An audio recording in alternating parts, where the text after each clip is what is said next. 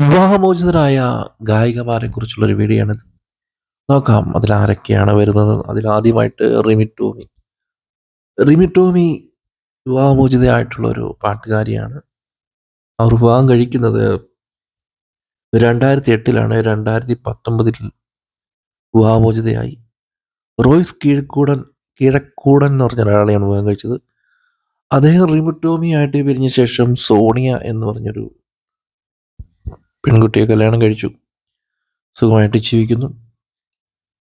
അടുത്തയാൾ രഞ്ജിനി ജോസ് എന്ന് പറഞ്ഞ ഗായികയാണ്. അവർ വിവാഹം കഴിക്കുന്നത് റാം നായർ എന്ന് പറഞ്ഞ ഒരാളെയാണ്. 2013-ലാണ് വിവാഹം കഴിച്ചത്. വിജയ് യേശുദാസുമായിട്ടൊക്കെ സ്നേഹമാണെന്നൊക്കെ പറഞ്ഞു കുറേ വിവാദങ്ങളൊക്കെ ഇവരെ പറ്റിയുണ്ട്. സത്യമാണോ എന്ന് നമുക്ക് അറിഞ്ഞുകൂടാ. ചിലപ്പോൾ അത് ഗോസിപ്പായിരിക്കും. അടുത്തയാൾ വൈക്കം വിജയലക്ഷ്മിയാണ്. വിജയലക്ഷ്മി വിവാഹം കഴിക്കുന്നത് അനൂപ് എന്ന് പറഞ്ഞ ഒരാളെയാണ്. 2021 വിവാഹമോചിതയായി.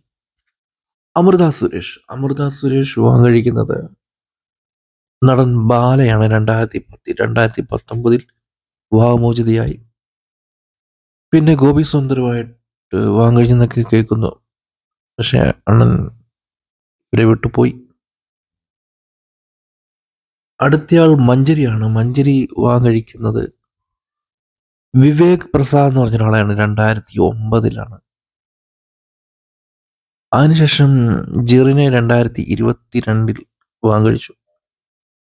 അടുത്ത ദുർഗ വിശ്വനാഥാണ്. ദുർഗ വിശ്വനാഥ് സ്റ്റാർ സിംഗറിലെ പാട്ടുകാരിയായിരുന്നു. ഡെന്നീസിനെയാണ് ദുർഗ വിശ്വനാഥ് കല്യാണം കഴിച്ചത്. അതിനുശേഷം ആ ബന്ധം പിരിഞ്ഞു. ഇതിലൊരു മകളുണ്ട്. രണ്ടാമത് ഈ അടുത്ത കാലത്ത് കണ്ണൂർ സ്വദേശിയായ റിജു എന്ന് പറഞ്ഞ ഒരാളെ വിവാഹം കഴിച്ചു. ഇദ്ദേഹം ദേവസ്വം ജീവനക്കാരനാണ്. അടുത്തതായി അഞ്ജു ജോസഫാണ്. കാഞ്ഞിരപ്പള്ളിക്കാരിയാണ് അഞ്ജു ജോസഫ്. അനു ജോൺ എന്ന് പറഞ്ഞ ഒരാളെയാണ് വിവാഹം കഴിച്ചത്. അതിനുശേഷം ഇപ്പോൾ ആദിത്യ പരമേശ്വരൻ എന്ന് പറഞ്ഞൊരു ആളെ കല്യാണം കഴിച്ചു. അവർക്കൊന്നും വലിയ പ്രായമില്ല, 34 വയസ്സുള്ളൂ. സൈന്ധവി വിവാഹം കഴിക്കുന്നത് 2013-ലാണ്. 2024 വിവാഹമോചിതയായി. ജി വി പ്രകാശ് ആയിരുന്നു ഇവരെ കല്യാണം കഴിച്ചത്.